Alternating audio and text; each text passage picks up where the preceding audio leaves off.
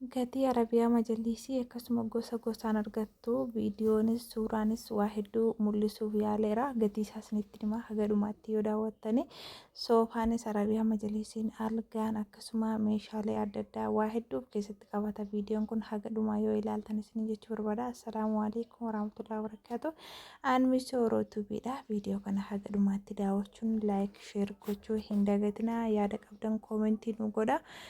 Namoonni baay'een Arabiyaa Majalisii nagaafachaa turtan jechuudha. Dhiyoo kana lakkoofsa kiyya maxxanseen ture. Koomentii jalattis ta'e keessoon illee kana dubbistan baay'een keessan Arabiyaa Majalisii nagaafachaa turtani.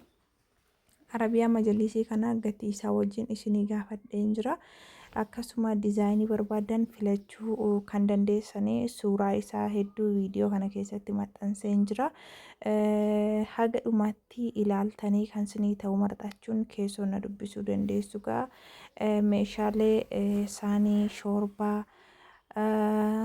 saanii fi akkasuma kan shoorbaa waa hedduu gara dhumaarrattis ni argattu.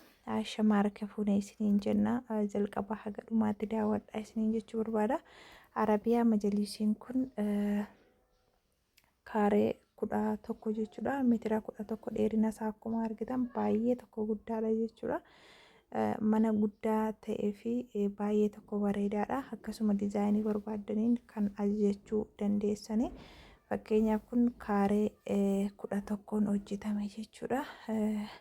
Kun immoo kaaree 6 jedhani mana xiqqaaf baay'ee tokko bareedaadha dhugaa dubbachuuf.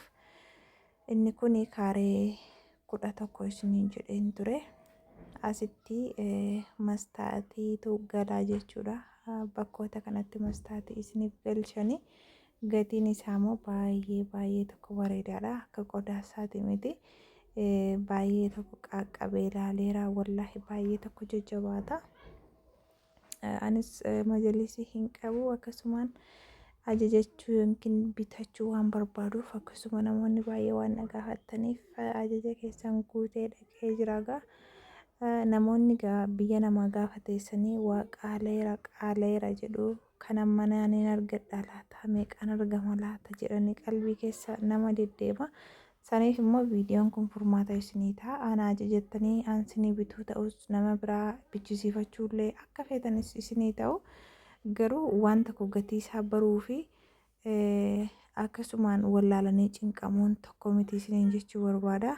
Fakkeenyaaf kun dheerina isaanii argitanii maashaallah nama hedduu teessisa. Namoonni saaloonii yookiin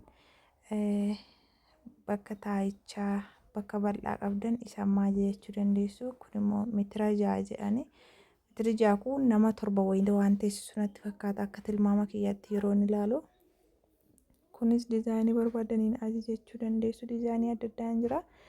Akkasuma baay'ee jajjabaataa bareedaadha jechuudha. Aduu keessatti waraabe jechuudha. Waan guyyaa ta'eef fuula kiyya sirriitti mul'isu aduu keessatti waan jiru waan viidiyoo waraabee fi asirratti mastaatii gala jechuudha. Kaameraan kiyya xiqqoo na jalaa jallisanii haa ta'u ga'umaa miti. Fakkeenyaaf asirratti mastaatii gala jechuudha. Kun akka argitan diizaayinii kanaan kuni kan jiru jechuudha. Diizaayinii isaa ammas argitanii jirtanii.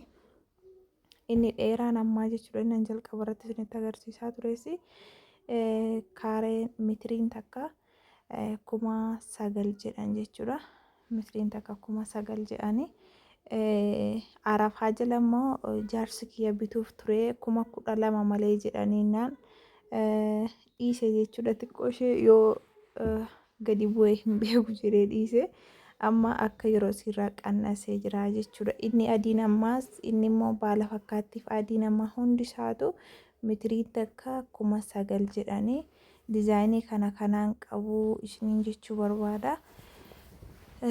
Amma baay'ee tokko gadi bu'ee jira dhugaa dubbachuuf maaliif jaarsi kiyya arafaa jala arafaa guyyaa 5 hafe wayii nu bituuf dhaqee 12 malee jennaan dhiisee jechuudha.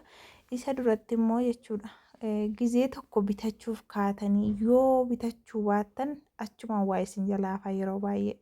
anama arabiyaa majalisii kana hin qabu yaaduu dadhabee miti yookiin immoo maallaqa baasuu dhabee miti akka inni itti dhabee hafee maal sin fakkaata ani ajajachuuf jaarsi kiyyaa dhaqee qabdii kenne dhufanii meetirii meeqa akka ta'e safaranii qabdii fudhatanii bultii 20 naqee dubbisaa gara ji'a 3 wayii taa'ee jechuudha maaliif jarri sun jara hin taanedha jechuudha akka jara warra ana amma deemee biraa ilaalee jechuudha immoo algaadha dubbiin immoo algaanis akka humna keessanitti jira inni kana agarsiise hojjetamaa xumuramaadha. Istaayilii barbaadaniin ajajachuu dandeessu dhugaa dubbachuuf gatii algaa siniif hin gaafadha malee hin gaafanne yoo namni na gaafate gaafadha malee isin jedhee hin gaafadhu jedheetiin dhiisee jechuudha warroonni diizaayinii barbaadaniin hin gaafadha maaliif addaddatti yoo babaasee gaafadhe kun meeqa waan namni hin barbaadaaf hin barbaaduu hin beekne isin jedhee gaafachuurra jedheetiin kebeetii kanas diizaayinii warra siree kana hojjetantu hojjetu. Isaanuma biraan fudhee jechuudha. Innaa haala kanaanii kun immoo sun arabiyaa majlisiidha miti kun immoo maal jedhamasa kanallee ganamee barbaadu jiraate dhiiseen beeku yeroo baay'ee namni keenya arabiyaa majlisii barbaada waluma biratti jiraaf waraabee jechuudha. Innaa gaa isaa kiyya addaaniin kutee isiniin jechuu barbaada oduu kiyya itti isiniif ufa kan waa'ee arabiyaa majlisii ajajadhee qabdii kennine ji'a 3 guutuu taa'ee jechuudha. Jarri warri hojjetan sun nuti wal dhabne waan ta'eef si hojjechuu hin dandeenye xiqqoo walitti buune saraatanyaa fi hojjetaatu walitti bu'ee jechuudha. Sababa sanaatti ji'a 3 booddee birrii deeffate jechuudha. Yeroo inni birrii deeffatu ji'a 3 garaagarummaa mee akkamii jira ji'a 3 kana gidduu baay'ee tokko ol ka'e jechuudha. Akkasitti har'aan bita boriin bitatu jedhamu akkasitti hafee kun immoo 70,000 nuun jedhanii kaaree minaaminiin qabu kun soofaadha 70,000 gurgurama jedhanii nama 7 wayiin teessisa natti fakkaata yeroon ilaalu inni irra taa'e kun tokkoonsaa nama tokko sunniin immoo bakka tiraaziin jirtu tiraazii 6 waan ta'eef akkan isaabetti yeroo dogoggoruu waadhi nama 7 akkasiin teessisa natti fakkaata. 70,000 jedhanii kanan barbaadaniif dhiiftanii hin beeku habiiboochee haalli kana fakkaata algaa immoo kebeetii immoo hin gaafanne akkasuma namoonni yoo ajajachuu barbaadan diizaayinii barbaadan bakka barbaadan irraa suuraa kaastanii yoo natti ergitanii an diizaayinii sanaan ajajee isiniif hojjechiisuu nan danda'a. Meeshaa kanas nama baay'ee na gaafachaa ture kun istoofiis akkuma argitan istoofii kan bakka 2 qabu jira. Distiin jira saanii waxii waa hedduu jira jechuudha egaa bakka kana ijoolleen tokko miso waanuma ofii keetii beektu nuu biti suuraa meeshaa hin maxxansiniyatii kanaan jettantu jirtu baay'een keessan ilaalaati kan sinii ta'ee yoo ajajattan malee an ofii kiyyaan siniif hin bitu waan naaf ta'e jedhe maaliif akkasuma isiniin jechuu barbaada habiiboochee saanii bakka kana waa hedduu jira jechuudha. Kanaaf egaa ilaalladhaa wanni akka algaa kebeetii immoo akka miidhagina akka maalinni qodaatti wal caala akka humna keessanittis argachuu dandeessu warri immoo waan gaariin barbaada jettanis akka gatiinsaa akkuma waan gaarii sana isiniin jechuu barbaada habiiboochee saanii kanafaa kunoo saaniin gosa gosaan jira maashaallah wanni dhibeen jiru biyya keenya keessa. Haala kanaan namoonni saaniitirii kana barbaadanii ajajachuu yookiin bitachuu dandeessanii bakka biraatti illee wanni isin marara yoo jiraate wanni hanga hin dhiisne iskiriinshoot gootanii erguu dandeessu wanni dhibee takka hin jiru asis ima jira wanti bakka biraa jiru isiniin jechuu barbaada. Akkas egaa viidiyoo kiyya laayikii gochuu hin dagatinaa isiniin jechuu barbaada. Algaaf kebeetii immoo diizaayinii barbaadaniin bakka biraarraas yoo fuutanii natti ergitan isiniif hojjetama. Iskiriinshootii godhaa ergaa isiniin jechuu barbaada. Siiniyaanis jira jechuudha viidiyoo kana keessa siiniyaas ni argattanii caqa'uu yoo suuta jettanii ilaaltan waa hedduutu as keessa jira. Akkas isiniin jechuu barbaada habiiboochee saaniin kun baay'ee takka babbareedaadha maashaallah.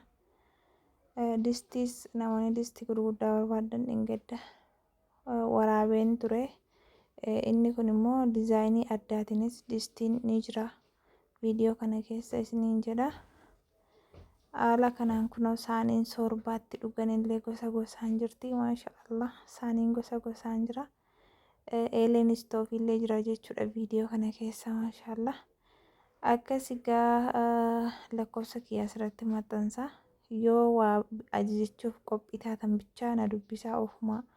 Ani sagalee namaa akkasitti namni kun maal jedheetiin banee dhaggeeffadha. Yaada adda addaaf ofumaa biizii wal hin goonuu yoo qophii qabaattan bichitti waa ajajachuu irratti na dubbisaa. Kan gara kaanii immoo koomentii jalatti salaamtaa walii barreessina. Eeleen istoofis kunooti hagaaga ta'e egaa irraa isiniif waraabaan jira. Kunoo siiniyaa bareedduu sana ni argitan miti. Siiniyaa 2 wayii argeen ture viidiyoo kana keessatti jechuudha. Kunoo tokkommoo ishee adii sana jechuudha. Tokkommoo isaa ammaati. Inni sun immoo makattafaadha natti fakkaata. Akkasii abibocha wanni biyya Arabaa jiru tokko kan asiin jirre hin jiru maxaragaan lafaafaa